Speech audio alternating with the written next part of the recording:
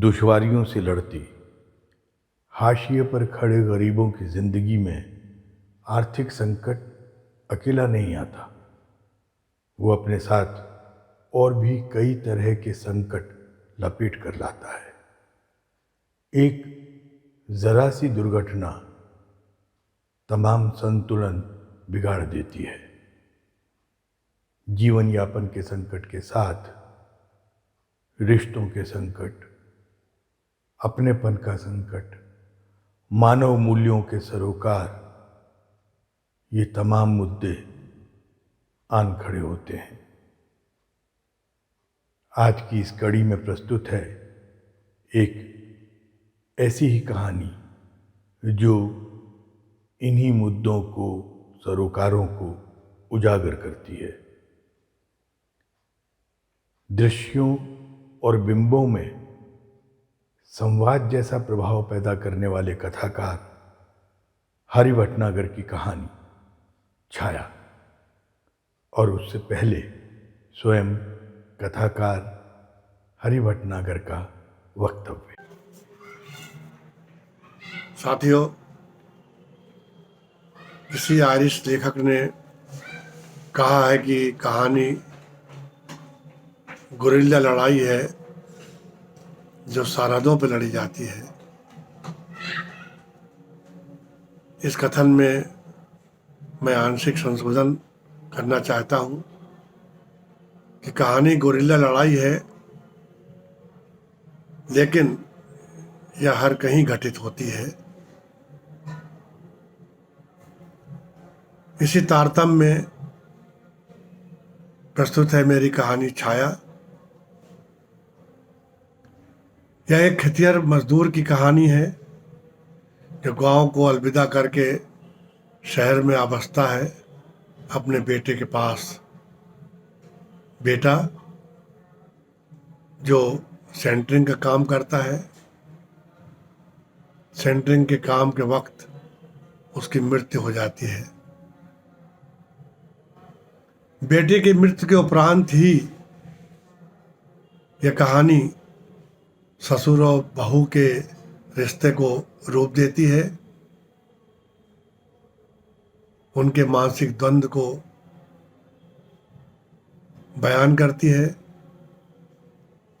बहू युवा है और अपनी शर्तों पर जीवन जीना चाहती है। ससुर बहू के आश्रयत है, इसलिए उसमें असुरक्षा की भावना है, असुरक्षा का भय है।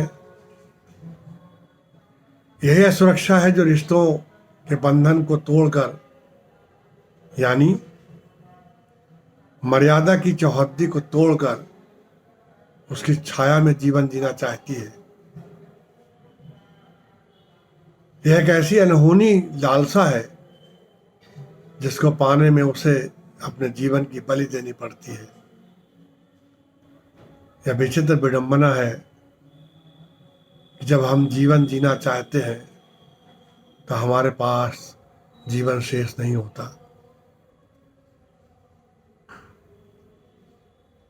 प्रेमचंद ने एक वाक्य कहा था, गम की कहानी मजा ले लेकर, यानी tales of misery told in joyful style. कहानी को मैंने इसी अंदाज में कहने का प्रयास किया है। अब आप पाठक अपनी राय देंगे कि मैं अपनी प्रस्तुति में कहाँ तक सफल हो पाया हूँ। इस कहानी को मंच दे रहे हैं श्री दिनेश शाकुल, हिंदी धरोहर में, जो उनकी आवाज़ की दुनिया है। जो कहानी लिखित रूप में है उसे आवाज़ से जीवंत कर रहे हैं ताकि पाठकों की चेतना में वह ऐतिहासिक रूप से विद्यमान रहे। मेरा एक विनम्र अनुरोध है कि यह हिंदी धरोहर विश्व धरोहर बने ताकि समूची दुनिया के रत्नाकार श्री दिनेश ठाकुर की आवाज में पाठकों की चेतना में गूंजते रहे। लीजिए सुनिए मेरी कहानी भाई दिनेश ठाकुर की आवाज में, छाया। प्रस्तुत है हरि भटनागर की मार्मिक कहानी छाया। जवान लड़के की मौत के आघात से राम हरख ने अपने को किसी तरह संभाल लिया, लेकिन बहू पर उसका कोई वश न था। बहू को जिस पल मृत्यु की खबर लगी वो गश खाकर गिरी तो आज तक उठी नहीं। राम हरख ने पड़ोसियों की मदद से लड़के को किसी तरह मिट्टी तो दे दी, उसे किनारे तो लगा दिया, लेकिन जवान बहू का क्या करे जो झुग्गी में अचेत पड़ी है।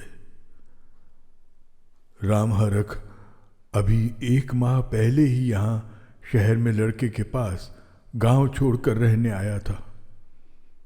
पत्नी की मौत से वो गांव में अकेला हो गया था। खेती बाड़ी संभलती नहीं थी। लड़का शहर में सेंटरिंग का काम करने लगा था।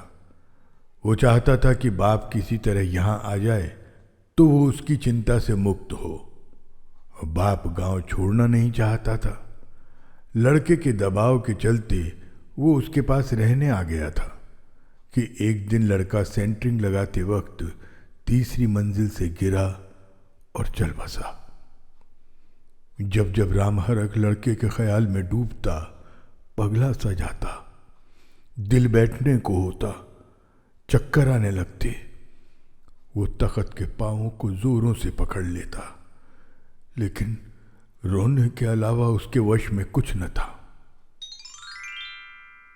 जिस दिन वो शहर आया, लड़का नगीना भारी खुश था। उसने बाप के लिए सेंटरिंग की पट्टियों का अच्छा सा तख्त बनाया था। उस पर मोटी दरी डाल दी थी। नया कंबल खरीद लाया था। झुग्गी के बाहर दरवाजे के बाजू में मजबूत छाजन तान दिया था। बाप को तख्त पर बैठाते हुए नगीना ने कहा था, अब सारी फिक्र चिंता छोड़ो, ये तुम्हारा ठिया है, आराम करो यहाँ। सितारा तुम्हारा ख्याल रखेगी, गर्मा गर्म रोटियाँ देगी, चैन से पड़े रहो। मैं तो सुबह सवेरे निकलता हूँ तो देर रात तक ही आ पाता हूँ। राम हरख की आंखों से उस वक्त खुशी के आंसू बह रहे थे। सोच रहा था कि उसकी घरवाली जिंदा होती तो वो भी साथ आती तो कितना अच्छा होता। अम्मा का दुख निकाल दो दिल से, जो हो गया सो हो गया, वो लौटेगा नहीं। उस रात राम हरख जब तख्ते पर लेटा, पूर्णिमा की चांदनी चारों तरफ बरस रही थी। ऐसी स्वच्छ, पारदर्शी और जादुई चांदनी कि पोखर में अपनी छवि दिख जाए, ऐसी कि सुई में धागा डल जाए। यही नहीं, आईने में अपने को निहार लो। राम हरख उठकर बैठ गया। एक नज़र में नगीना की बस्ती का जो नक्शा राम हरख के दिमाग में बना वो ये था। शहर की मुख्य सड़क के बड़े से पुल से, जिस पर से होकर पानी की पाइपलाइन गुजरी है, दाहिने हाथ मुड़ने पर कच्ची सड़क थी जो सीमेंटेड नाले तक गई थी। नाले पर एक अत्यंत संकरी पुलिया थी। पुलिया के बगल में पान की गुमटी थी। पुलिया पार करते ही बाएं हाथ पर नाले से सटी जो बस्ती थी वो नगीना की बस्ती थी, जिसे गंदी बस्ती का नाम दिया गया था। बस्ती के मुहाने पर कचरे का ढेर था जो दूर से बदबू का भभका मारता। सुअरों और कुत्तों के लिए जिसमें अमूल्य खाद्य सामग्री छिपी हुई थी। बदबू का भभका पार करते ही जो झुग्गी सामने थी वो नगीना की थी। यहीं से झुग्गियों का अबूझ संसार शुरू होता था। बीच में उभरी हुई पक्की सड़क थी। झुग्गियों के आगे लोगों ने बोरों पन्नियों से घेरकर शौच स्नान के लिए बाथरूम बना रखे थे। नगीना की झुग्गी से 10 झुग्गी छोड़कर बाएं हाथ पर हैंडपंप था जहां अनगिनत डिब्बे बाल्टियों की पात हर वक्त लगी रहती। लोग अपने अपने बर्तनों को लाइन में लगाकर चीख चिल्ला के बतियाने लगते। जिसकी बारी आती वो हैंडपंप चलाता और पानी भर के निकल जाता। नगीना की झुग्गी के पीछे सीमेंटेड नाला था जो बदबूदार कीच से भरा था। लोगों ने उस पार जाने के लिए पुलिया के संकरे रास्ते के अलावा जगह जगह पटरे और लचकदार बांस जमा रखे थे, जिन पर डगमगाते से वो आवाजाही करते। पास में पीपल का विशाल पेड़ था जिसकी डगालें चारों तरफ फैली थी। बच्चों ने रस्सियां और साइकिल की ट्यूबें डगालों से बांध के लटका रखी थीं, जिन्हें पकड़कर वो करतब दिखाते हुए झूलते या झूलकर उस पार कूद जाते। चांदनी में नहाई नगीना की ये बस्ती राम हरख को बहुत ही खूबसूरत लगी। दूर कहीं पेड़ों पर बैठे पंछी यदा कदा बोल उठते थे। उनके पंख फड़फड़ाने की रह रहकर आवाजें आती। पीपल पर असंख्य जुगनू डोल रहे थे। कोटर में दुबका बैठा उल्लू भी गूंजदार आवाज में हू बोलकर अपने होने का एहसास करा रहा था। झुग्गी के अंदर से बहू बेटे के प्यार की अबूझ सांसों की गंध जब राम हरख के कानों से होती हुई फेफड़ों में गूंजी, राम हरख अपनी पत्नी के ख्याल में डूब गया। दूर कहीं यकायक कुत्तों का समूह एक एक कर रोने लगा। राम हरख ने करवट बदली। सुबह जब उसकी नींद खुली, नगीना काम पर जा चुका था। नाक तक घूंघट काढ़े सितारा ने उसे स्टील के गिलास में चाय और बड़े से जग में पीने का कुनकुना पानी दिया। दादा, आराम से चाय पानी पियो, चाय और भी है गंजी में, मांग लेना। सुबह की खुशनुमा धूप चारों तरफ फैली थी। राम हरख ने मुंह खोलकर उसमें पानी डाल के गटागट पिया और गरम गिलास को गमछे में दबा के झुग्गी के पीछे नाले की ओर बढ़ गया। नाले की दीवार पर दूर दूर तक बैठे छोटे बच्चे झाड़ा फिर रहे थे। कुछ बच्चों के सामने उनकी माएँ थीं, जिनकी धोतियों को वो मजबूती से पकड़े अपने काम में व्यस्त थे। नाले पर रखे पटरे पर लोग आ जा रहे थे। एक आदमी हाथों में साइकिल टांग कर निकल रहा था। पास की एक झुग्गी से 10 साल का एक लड़का निकला। झुग्गी से निकलने से पहले उसने टटरा हटाया, फिर बाहर निकलकर लात मारकर टटरा भेड़ दिया। वो बरमूदा पहने था और लाल टी शर्ट, नंगे पैर था। यकायक उछलकर उसने डगाल से लटकी रस्सी पकड़ी और हवा में लहराने लगा। चाय का गिलास थामे राम हरख यूं ही टहलता हुआ संकरी पुलिया तक आया। सामने पान की गुमटी थी जो गुटखा तंबाकू के पाउचों से ढकी थी। उनके बीच पानवाला था जो मुंह में बेतरह पान ठूंसे हथेलियां रगड़ के तंबाकू बनाने में मशगूल था। वो गंजा था और काफ़ी लंबा। आंखें बड़ी बड़ी थीं और रहस्यमयी, जिन्हें देखकर लगता था कि चलता पुर्जा है। दिन भर वो पान बेचता, लेकिन सारी झुग्गियों का भेद उसके पास था। पूछने पर सबकी जन्म कुंडली निकाल कर रख देता। कह सकते हैं कि वो सीसीटीवी कैमरा था जिसमें बस्ती की सारी हलचल कैद थी। राम हरख को देखते ही वो उत्साह से बोला, आप नगीना के बाबू हो? खुशी हुई कि आप आए। नगीना पता नहीं कब से आपको अगोर रहा था। मेरा पक्का दोस्त है, बिना मिले यहाँ से जाता नहीं। खैर, आप वहाँ मस्ती से रहो, कछु चिंता ना करो। ये गुमटी आपकी है। पान, खैनी, तंबाकू जो मन हो हाजिर है। कहकर वो हंसने लगा।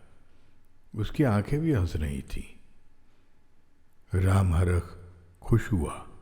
सोचने लगा, देखने में तो ये छठा बदमाश लगता है, मगर अपने से क्या मतलब। जो भी हो, ये एक ऐसी जगह है जहाँ वो आ सकता है, वक्त गुजार सकता है।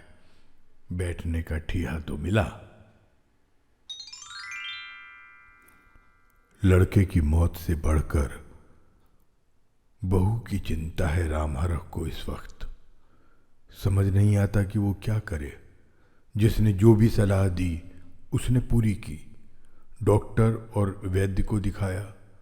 दोनों ने ढेर सारी दवाइयाँ लिख दी और कहा कि सदमे की वजह से वो अचेत है, ठीक हो जाएगी धीरे धीरे। गांठ में जो भी लई पूंजी थी क्रियाक्रम में स्वाहा हो गई थी। अब उसके पास कुछ नहीं था। उधार से कब तक गाड़ी खिसकेगी? आने वाले दिन कैसे गुजरेंगे? भारी सिर लिए जब वो लेटता तो सारी रात आसमान ताकते गुजर जाती। गहरी अंधेरी रात, मच्छर झींगरों का हल्ला, उस पर उल्लू की भयावह गूंज। ऐसा मनहूस माहौल खड़ा होता, लगता कोई अनहोनी घटने वाली है। घबरा कर वो उठ बैठता, बहू की आहट लेना चाहता।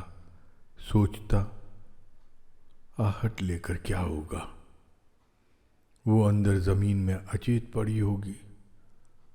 कपड़ों तक का भी ध्यान नहीं रहता उसे। एक बहुत बड़ा सहारा उसे आसपास की जवान अधेड़ बूढ़ी औरतों का था जो उसे संभाले हुए थी। होश में लाने के लिए वो तरह तरह की हिकमतें आजमाती, लेकिन कोई हिकमत काम नहीं आ रही थी। एक अधेड़ औरत पता नहीं कहीं से एक दिन जड़ी बूटियों का काढ़ा ले आई। उसने काढ़े को रामबाण बताया और सितारा के मुंह में धीरे धीरे ढरका दिया। संभवतः काढ़े का असर था, दवा या अन्य हिकमतों का। सितारा उस दिन सुबह होश में आ गई। होश में आते ही वो उस अधेड़ औरत से, जिसने उसे काढ़ा पिलाया था और उस वक्त उसका माथा सहला रही थी, उससे लिपटकर नगीना को याद करके बेतरह रोई। अधेड़ औरत भी उसके साथ रोए चली जा रही थी और सब ठीक हो जाने का ढांढस बंधा रही थी। रामहरख की देह में जैसे प्राण लौट आया हो। खुशी में वो जोर जोर से रोने लगा। दूसरे दिन जब सुबह की गुलाबी धूप चारों तरफ फैली थी, नल पर पानी भरने वालों का हल्ला था। झुग्गियों के पीछे नाले पर कतारबद्ध बच्चे झाड़ा फिर रहे थे। पीपल की डगाल पर एक कंठी वाला तोता धीरे धीरे चलता चोंच में हरा पत्ता दाबे यकायक उड़ा। ठीक उसी वक्त रामहरख ने देखा सितारा उंगलियों से मंजन करती, कांख में कपड़े दबाए, बोरे पन्नी से ढके बाथरूम में घुसी। जिस गति से वो बाथरूम में घुसी, उसी गति से निकलकर अंदर झुग्गी में आ गई। झटपट उसने कपड़े बदले, तैयार हुई। बाहर वो अधेड़ औरत उसका इंतजार कर रही थी, जिसके साथ होश में आने पर वो सितारा से लिपट कर रोई थी। रामहरख को समझते देर न लगी। जिंदगी तो चलानी है, कोई कब तक पिट्टस करेगा। सितारा ने कई घरों में झाड़ू पोछे, बर्तन और कपड़े धोने का काम संभाल लिया था और रामहरख को सरेख दिया था कि अब वो घर की तनिक भी चिंता न करे और न ही छोटे मोटे काम करने की फिक्र। उसकी बहू घर को पटरी पर ला देगी और उसका पूरा ख्याल रखेगी। और आने वाले दिनों में सितारा ने सचमुच घर को पटरी पर ला दिया और उसका पूरा ख्याल रखा। रामहरख खुश था और बेफिक्र, लेकिन उसकी खुशी और बेफिक्री ने लंबी उम्र नहीं पाई। उसमें सुराख होता नजर आया, जिसने उसकी नींद उड़ा दी। बात यूं हुई कि उस दिन दोपहर को जब सितारा काम पर गई थी, टटरा सरकाकर रामहरख खैनी मुंह में दाबे नाले के किनारे किनारे चलता पान वाले की गुमटी तक आ पहुंचा। पान वाला मोटरसाइकिल की सीट से टिके खड़े एक नवयुवक के लिए गुटखा बनाने में लगा था। वो कोई रहस्य सा लिए मुस्कराते, सिर हिलाते हुए जोर जोर से उस नवयुवक से बातें भी करता जा रहा था। उसकी चंचल आंखें और मुंह में ठूसे पान उसके रहस्य को और भी गहरा बना रहे थे। रामहरक को देखते ही पान वाला अचानक चुप हो गया। एक झटके में उसने रहस्य को अपने अंदर घोंट सा दिया। रामहरक को दाल में कहीं काला नजर आया। शक हुआ कहीं सितारा को लेकर मिसकॉट तो नहीं चल रही है, इसलिए पूछा, कैसे हो भाई? बहुत चहक रहे थे, अचानक चुप क्यों हो गए? मोटरसाइकिल वाला नवयुवक सहसा चला गया। जाते जाते उसने तंबाकू खाई और सिगरेट का ढेर सा धुआं उगला। पान वाला धुएं को तीखी निगाह से देखता, जैसे अपने को निर्दोष साबित कर रहा हो, संजीदा होकर बोला, कछु नहीं बाबू, आजकल के लौंडे बहुत हरामी हैं, इनसे भगवान बचाए। क्या हुआ? रामहरक ने पूछा। कछु नहीं बाबू, का होएगा? कहते हुए उसने रामहरक की ओर हथेली में रगड़ी तंबाकू बढ़ाई। रामहरक ने अनमनेपन से चुटकी में तंबाकू दबाई। रहस्य जानने को वो आतुर था। जमाने का रंग ठीक नहीं है मालिक। पान वाला थोड़ा गहरे उतरता रामहरक को मंतव्य समझने का संकेत दे रहा था, इसलिए उसने आगे फिर कहा, क्या है बाबू, आजकल के लौंडे जो भी करें थोड़ा है, इनसे सावधान रहने की जरूरत है। इसी बीच कई सारे नवयुवक आ गए, जो एक दूसरे को अंधाधुंध गंदी गंदी गालियां बकते हुए जोर जोर से बातें कर रहे थे। पान वाले को उनके लिए खैनी और पान बनाकर देने थे। वो काम में उलझ गया। मन में पान वाले का संकेत पकड़े रामहरक जब अपनी झुग्गी के पास पहुंचा, ठीक उसी वक्त उसे मोटरसाइकिल की सीट से टिके उस नवयुवक का ध्यान आया। वो यही नवयुवक था जिसने सुबह उसकी झुग्गी के आगे बहुत ही झटके के साथ जोरों का ब्रेक लगाया था, जैसे मोटरसाइकिल के आगे कोई बच्चा आ गया हो। ऐसा उसने किसी मस्ती में डूबकर किया था। मोटरसाइकिल रोककर उसने सीट पर बैठे बैठे तिरछा होकर आईने में अपने को निहारा और उंगलियों से बाल संवारने लगा। गाड़ी उसने बंद नहीं की। यकायक उसने चाबी घुमाई, गाड़ी बंद कर दी। फिर तुरंत ही चाबी घुमाई और गाड़ी स्टार्ट कर दी। ऐसा करते हुए वो रामहरक की झुग्गी की ओर देखता जाता, जैसे किसी को ढूंढ रहा हो। रामहरक से नजरें टकराने पर उसने यकायक जेब से मोबाइल फोन निकाला और किसी से जोर जोर से बतियाने लगा, ये शिकायत करता हुआ कि तू कहाँ है? मैं यहाँ गंदी बस्ती में हूँ, कितना इंतजार करवाएगा? ठीक उसी वक्त सितारा झुग्गी से निकली। आज उसके संग रोज जाने वाली वो अधेड़ औरत नहीं थी। यकायक नवयुवक भारी उल्लास से भर उठा, मानो इंतजार करने वाला उसका साथी आ गया हो। इसी बहाव में उसने मोबाइल फोन जेब में डाला और तेजी से आगे बढ़ा। जब वो सितारा के पास पहुंचा, गाड़ी काफी धीमी थी।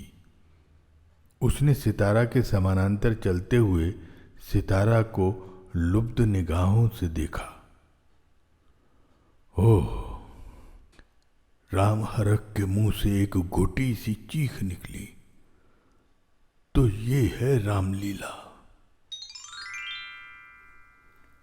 उस रात रामहरक सो नहीं पाया। पूरी रात गहरी सांसें छोड़ते, करवट बदलते गुजरी। बार बार पान वाले की रहस्यमयी आंखों, उसकी सांकेतिक बातों का वो सूत्र पकड़ना चाहता, लेकिन सूत्र पकड़ने से पहले ही हाथ से फिसल जाता। मोटरसाइकिल वाला नवयुवक भी बार बार जोरों का हॉर्न बजाता, आईने में अपने को निहारता, बालों में उंगलियां फेरता, सितारा को ललचाई नजरों से देखता दिखाई पड़ता। पान वाले की रहस्यमयी मुद्रा और मोटरसाइकिल वाले नवयुवक की ओछी हरकत यकायक फांसी का फंदा बन जाती और उसके गले को कसने लगती। बचाव में वो चिल्लाता, लेकिन मुंह से आवाज निकल नहीं पाती। सुबह जब वो उठा, सितारा चाय और पानी लिए खड़ी थी। दादा, रात में आप चीख चिल्ला रहे थे, तबीयत तो ठीक है ना? रामहरख बोला, हाँ, तबीयत चंगी है। मैं तो रात भर मजे से सोया, गहरी नींद में। आप जोर जोर से किसी पान वाले और मोटरसाइकिल वाले को गंदी गंदी गालियां दे रहे थे। सितारा के कहने पर रामहरख ने कहा, अरे सपने आ रहे होंगे। जब से नगीना गया है अंड बंड सपने आते हैं, क्या बताऊं। सितारा ने पहली बार नाक के ऊपर घूंघट खींचा, जो आंखों के नीचे ही था। कहा,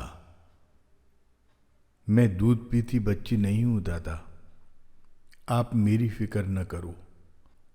मैंने नगीना के साथ जो दिन समय गुजारे हैं वो मेरे जिंदगी भर के लिए काफ़ी हैं। मैं उसी के सहारे जिंदगी काट लूँगी। मैं कहीं भटकने वाली नहीं। रही आपकी बात, आप बिल्कुल फिक्र मत करो, आप बने रहो, मैं सब कुछ संभाल लूँगी। ईश्वर ने नाव में बिठाया है तो वो किनारे भी लगाएगा। छोटी बड़ी विपत आएगी, उससे मैं डरने वाली नहीं। रामहरख शर्म से लाल हो गया। आंखें नीचे झुकी तो झुकती चली गईं। सितारा उसके अंदर की हलचल को ताड़ गई है, ये बात उसे बेधने लगी। वो तख्ते पर बैठ गया, फिर लेट गया। नाहक वो शहर आया, अच्छा खासा पड़ा था वहां। ये दिन तो न देखना पड़ता। उसका यकायक मन बना कि वो गांव भाग जाए, लेकिन वहां अब वो टिक पाएगा। सितारा एक क्षण चुप रहकर आगे बोली, जहां मैं काम करती हूं, आप वहां के चक्कर क्यों लगाते हो? ये सब क्या है? मुझ पे आपको तनिक भी भरोसा नहीं है, जबकि मैं कह चुकी हूं अब मुझे किसी का हाथ पकड़ने की जरूरत नहीं है। रामहरख का दिल छलनी हुआ जा रहा है। वो रोने लगा, जोर जोर से छाती कूटने लगा।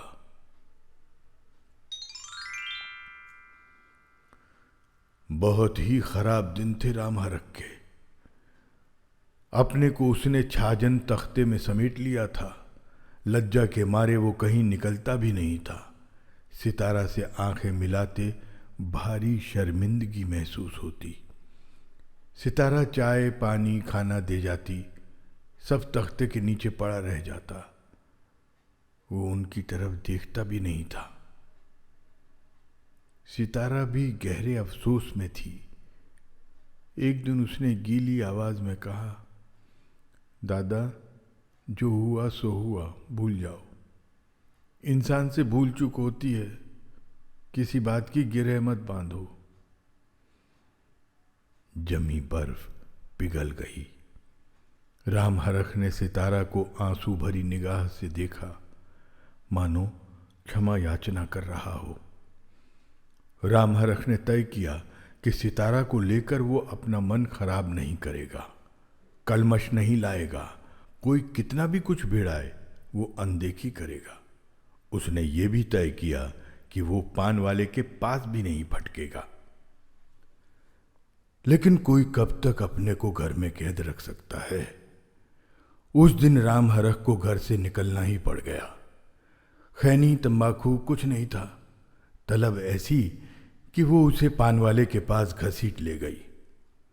पान वाले ने उसे आता देख दूर से हाक लगाई, अरे आओ आओ दादा, हम तो आपको ही अगोर रहे थे, कहाँ चले गए थे? तबीयत तो फिटफाट है ना? एक क्षण चुप रहकर वो आगे बोला, आप नहीं दिखे तो फिक्र होने लगी। ए हीरो, पैसा दो पैसा, उधार नहीं चलेगा, खाला की दुकान नहीं है। वो सहसा जोरों से हंसा। कुछ लोग खाला की दुकान समझ लिए। पूरे 50 रुपए हुए, परसों के 30 रुपए, कोई हमें जुल्ल नहीं दे सकता। हम राम हरक दादा थोड़े हैं। पान वाला जिस नवयुवक से बीच में बतियाने लगा था, दरअसल उसके बहाने वो मोटरसाइकिल वाले नवयुवक की किसी बात को चुहल अंदाज में जुबां देना चाह रहा था, जो सीधे सीधे सितारा से जुड़ी थी। इसलिए आंखें मटकाकर राम हरक से बोला, है ना दादा बात सही? राम हरक को लगा पान वाला उसे जलील करने के लिए नया कंपा डाल रहा है। डपट अंदाज में बोला, क्या कहना चाहते हो तुम? कछु नहीं मालिक, हम क्या कहेंगे? वो अनजान बना, फिर भी एक विष बुझा तीर छोड़ा। अब तो दुनिया बोलेगी, हम क्या खा के बोलेंगे? क्या बोलेगी दुनिया? राम हरक जलती आंखों प्रश्नवाचक था। पान वाला हंसा। हंसते वक्त उसके मुंह से पान तंबाकू के बारीक जर्रे सामने आ गिरे। यही तो मैं आपको समझा रहा हूं, आप समझ ही नहीं रहे हैं। क्या नहीं समझ रहा हूं? राम हरक और कर्रा हुआ। पान वाला फिर हंसा। आंखें हंसी, होंठ हंसे, मुंह से जर्रे बह निकले। हम नहीं कहते, जमाना कहता है। क्या जमाना कह रहा है? राम हरक ने गुस्से में जोरों का मुक्का उसके पटरे पर दे मारा, जिससे पान भरा हंडा, तंबाकू के कई सारे डिब्बे डिबियां और जार अपनी जगह से उछल पड़े। वो बोला, गुस्साओ नहीं बाबू, आप तो छोटी छोटी बात में रिसाए जाते हैं। हम तो फिल्मी गाने का मजा खोज रहे हैं। लो ये गाना सुनो। उसने मोबाइल फोन सामने रख दिया, जिसमें गाना बज रहा था, हम नहीं कहते, जमाना कहता है। थोड़ी देर में पान वाले ने मोबाइल बंद कर दिया। कहा, बाबू आप लड़के की मौत से परेशान हैं। ठीक है, परेशान हो, लेकिन सवाल है कब तक परेशान रहेंगे? ये दुनिया है, रोने से नहीं चलती। ये लो पान खाओ। हम तो हमेशा खुश रहने वाले इंसान हैं, ऐसी शक्ल नहीं बनाते कि लगे जैसे मुंह पर कुकुर मुत गया हो। थोड़ी देर चुप रहने के बाद उसने बहुत ही संजीदा होकर आगे कहा, सुनो, अब साफ साफ सुनो। हंसी मजाक अपनी जगह, ये बात अपनी जगह। जिस लौंडे की हम बात कर रहे थे वो अभी हमारे पास था। वो कह रहा था कि थोड़ी मदद कर दो, हम नगीना की चिड़िया को लेकर फुर्र होना चाहते हैं। हमने कहा, ससुर ऐसा करबो तो उधेड़ देंगे, हम यहीं पीपल की रस्सी से लटकाए देंगे। हमारे दोस्त की घरेतिन है, दोस्त नहीं है तो क्या होगा? बोला, मारो या काटो, अब हम उसे उड़ाए ले जाएंगे। राम हरक को लगा कि वो किसी भी वक्त गश खाकर नाले में गिर जाएगा। एक दिन सुबह सुबह जब राम हरक तख्त पर बैठा चाय पी रहा था और अंदर सितारा झाड़ू लगाने में लगी थी, वो अधेड़ औरत सितारा के पास अपने भतीजे का रिश्ता लेकर आई। अधेड़ औरत ने पहले सितारा के काम की खूब तारीफ की, क्योंकि जिन जिन घरों में उसने उसको जमवाया सभी मुक्त कंठ से सितारा के अच्छे काम की तारीफ कर रहे थे। फिर उसने धीरे से कहा, कब तक तू यूं ही बैठी रहेगी? आदमी को पेट और जिस्म की भूख मिटानी होती है, नहीं दुनिया इधर की उधर हो जाए। मैं तो कहती हूं तू शादी कर ले और आराम से परिवार बसा ले। कहकर उसने अपने भतीजे का हवाला दिया, जो कारपेंटर था। अच्छा बांकुरा जवान है, अच्छे पैसे पीटता है, यहीं इसी शहर में है, कहीं जाना नहीं पड़ेगा, मैं सब जमवा दूंगी। सितारा ने सहज भाव से उससे कहा, मैं अब किसी पचड़े में पड़ने वाली नहीं हूं। गृहस्थी बसाना गुलामी जैसा होगा। एक के साथ जो सुख मिला जरूरी नहीं दूसरा भी वो सुख दे। अधेड़ औरत यकायक गुस्से में आ गई। बोली, बड़ा ज्ञान बघार रही है तू। अगर ऐसा है तो लोग घर ही ना बसाएं, दुनिया ही खत्म हो जाए। बड़ी आई है, 2 पैसे क्या पाने लग गई, दिमाग खराब हो गया है। कहकर अधेड़ औरत ने सितारा पर एक लांछन जड़ दिया। कहा, तू कॉलोनी में लाला के घर जाती है ना, उसी ने तेरा दिमाग खराब किया है।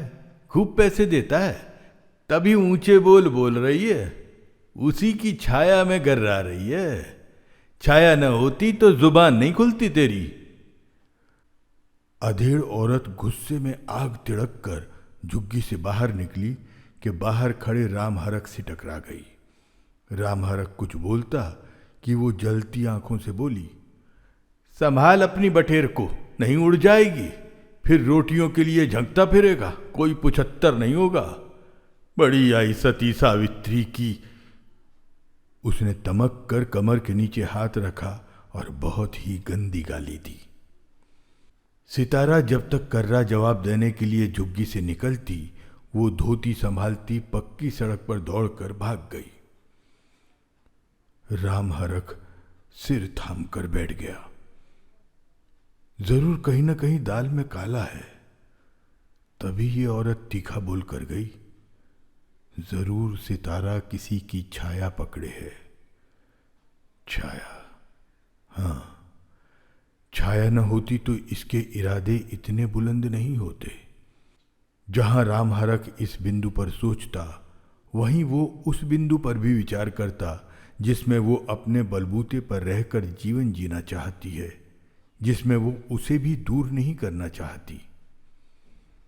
छाया वाली बात रामहरक के मन में बैठ गई। सितारा किसी की छाया पकड़े है। वो इसी तर्क वितर्क की उधेड़ बुन में आहत होता रहा। कभी वो तर्क के पलड़े को सही मानता तो कभी वितर्क के पलड़े को। इन्हीं के बीच पलझाया सा वो एक दिन पान वाले के पास आ खड़ा हुआ। पान वाले ने आंख मारकर कहा, कहो मालिक, क्या रंग ढंग है, कैसी उड़ रही है पतंग। संकेत में बोलने वाला ये शख्स अब सीधे सीधे लंठई पर आ गया था। यकायक जोर से ठठाकर हंसा, फिर सिर हिलाता आंखें चमकाता संजीदा होकर बोला, मालिक, एक बात जरूर कहूंगा कि वो ऐसन वैसन पतंग नहीं है, बड़े मजबूत कन्ने की है। गहरे गहरे नत्थु खैरे के हाथ नहीं आएगी। खुली हवा और मजबूत मंझा पकड़ेगी जो नाले में नहीं आसमान में ले जाए। वो फिर हंसा। यही हम उस चूतिया लौंडे को समझाए रहे थे, मगर भैया तो फैल में है, समझते नहीं, आगे पीछे दौड़ रहे हैं। दौड़ो। यकायक उसने कई सारी गुलेरियां मुंह में ठूसते हुए रामहरक से भारी स्नेह में डूबकर कहा, दादा, क्या ऐसो नहीं हो सकत कि पतंग की डोर आप खुद थाम लो, सबरा मामला खत्म हो। रामहरक ने पान वाले को गुस्से से देखा। पान वाले ने छाती पर हाथ जोड़ दिए। कहा, कसम मालिक की, ऊपर वाले की, हमने तो दिल की बात कह दी। अब आप तनक भी गुस्सा न हो। कठोर बात जो लगती है वो हित की ही होती है। हम आपके दुश्मन तो नहीं। घर की मैना घर में रहे तो क्या गुनाह। एक बार बोल के तो देखो। नहीं, यहाँ लाख कमीन बैठे हैं उड़ाए ले जाने को। अच्छे अच्छे फंस जाते हैं। फिर वो तो गरीब सताई स्त्री है, उसके अंदर भी तो रहम है, दिल है, मोहब्बत है, रस है। सच कह रहा हूं कि नहीं मालिक, भरोसा तो करो मेरा। एक बार बोल के तो देखो, हो सकता है बात बन जाए। दुनिया बहुत आगे बढ़ गई है आज। लोग घर भी बसाते हैं, नहीं भी बसाते हैं, साथ रहने से काम चला लेते हैं। मज़ा तो ये है कि आज उम्र बेमानी हो गई है। लोग दिल के अंदर धड़कता इंसान चाहते हैं जो जीने मरने को तैयार हो। धोखा न दे। धोखा ही है जो घर तोड़ रहा है।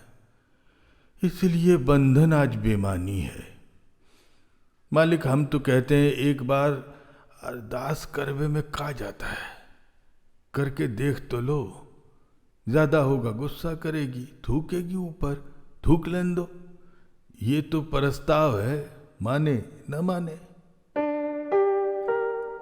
पान वाले ने जो विचार सूत्र राम हरख को दिए उसमें गहरी सच्चाई छिपी थी। सितारा फुर्र हो गई तो क्या करेगा वो? कौन संभालेगा उसे? गांव की जमीन जिनके सहारे वो छोड़ आया है, क्या उसे सुरक्षित मिल जाएगी? नहीं, कतई नहीं। वो गई हाथ से। कमजोर मेढ़ को छोटी मोटी बारिश भी बहा ले जाती है। यहां भी कुछ नहीं है, कोई काम धंधा मिलने से रहा। ऐसे में पान वाले की सलाह उसे पूरी तरह सही लगी। लेकिन क्या ऐसा हो सकता है? वो सितारा जिसने अधेड़ औरत का प्रस्ताव नकार दिया और मेहनत के बलबूते पर जिंदगी जी रही है, उससे अपनी बात कह सकता है? जरा भी हियाव है? फिर वो उसकी बहू ठहरी, बेटे की बहू, क्या सोचेगी मन में? क्या सोच रहे हो मालिक? पान वाले की बात उसके कानों तक नहीं पहुंची। वो द्वंद्व में था। सकरी पुलिया पार करता वो आगे बढ़ा। कचरे के ढेर के पास मोटरसाइकिल वाला नवयुवक खड़ा था, सीट के सहारे। कान पर वो मोबाइल लगाए किसी से कह रहा था कि वो उसके लिए ही सांस ले रहा है। राम हरख को उसकी बात कानों में तेजाब सी जलती पड़ी। जब वो टटरे के पास पहुंचा, सितारा बाहर बैठी बर्तन घिस रही थी। क्या हुआ दादा? हैरान परेशान लग रहे हो? सितारा की बात का उसने कोई जवाब नहीं दिया। जब वो तख्ते पर बैठा तो सितारा गिलास लिए सामने खड़ी थी। लो चाय पी लो। अच्छा, लेट जाओ। आपकी तबीयत ठीक नहीं लग रही। लेट जाओ, चाय बाद में पी लेना। आंखें मूंदे वो लेटा था। खोली तो सामने कचरे के ढेर से बचते लाला आते दिखे। वो बदबू से बुरा सा मुंह बनाए हुए थे, किंतु सितारा को सामने बैठा देखा तो बहुत ही खुश दिखने लगे। लाला ने कहा, चाबी देने आया था। खुशी के बहाव में वो बोले, खाना बना के रख देना, मुझे कहीं जाना है। सहसा पड़ोस की झुग्गी में से किसी के खुसफुसाने की आवाज आई, जो लाला और सितारा के ढके मुंदे रिश्ते से जुड़ी थी। राम हरख ने यह खुसफुस साफ सुनी। ताज्जुब था कि सितारा उससे पूरी तरह बेअसर थी, जैसे उसने कुछ सुना ही न हो। इसके उलट लाला को देखकर वो खुशी से फूली नहीं समा रही थी। राम हरख गुस्से से भर उठा, किंतु दूसरे पल जब उसे पानवाले की दी गई सलाह का ख्याल आया, उसका गुस्सा शांत हो गया। वो सोचने लगा, उसे फालतू बातों में अपना दिमाग खराब नहीं करना चाहिए। किसी पर शक करना बेईमानी है। उसे तो सिर्फ अपने वजूद की फिक्र करनी चाहिए। इसके लिए विनती, प्रस्ताव किसी माने में गलत नहीं है। कौन है जो उसे बचा सकता है, दो रोटी दे सकता है? सितारा ही ऐसा कर सकती है। इसके लिए आगा पीछा क्यों? शर्म लिहाज काहे की? इन्हीं विचारों पर सोचते सोचते उसने प्रस्ताव करने का मन बना लिया। अपनी बात कहने के लिए उसने कई तरह के रास्ते अपनाए। किसी भी रास्ते पर चलते हुए वो सितारा के सम्मुख अपनी बात कहने का साहस नहीं जुटा पाया। अंत में उसने भांग का सहारा लिया, जो उसे पान वाले ने मुहैया करवाई, क्योंकि वो खुद भी भांग का परम सेवक था।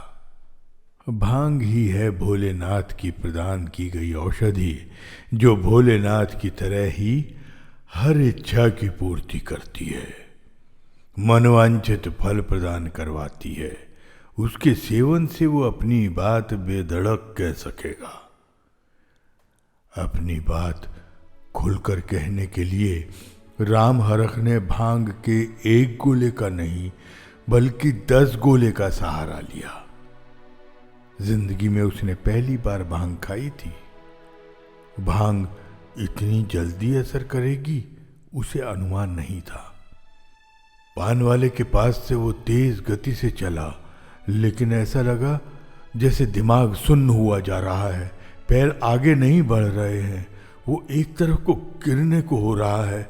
वो संभला, एक पल को बैठ गया, फिर तुरंत ही उठ खड़ा हुआ। वो गंतव्य तक यथाशीघ्र पहुंच जाना चाहता था। यकायक उसे जोरों की प्यास लगी, पानी की तलब हुई। सहसा पेट में कुछ खदबदाने लगा और ऐसा लगा जैसे कोई जलती लपट पेट से ऊपर उठी और हलक तक आई, और हलक तक आते आते मुंह, नाक, आंख, कान और दिमाग की शिराओं को बेतरह जलाने लगी। क्या हो रहा है उसे?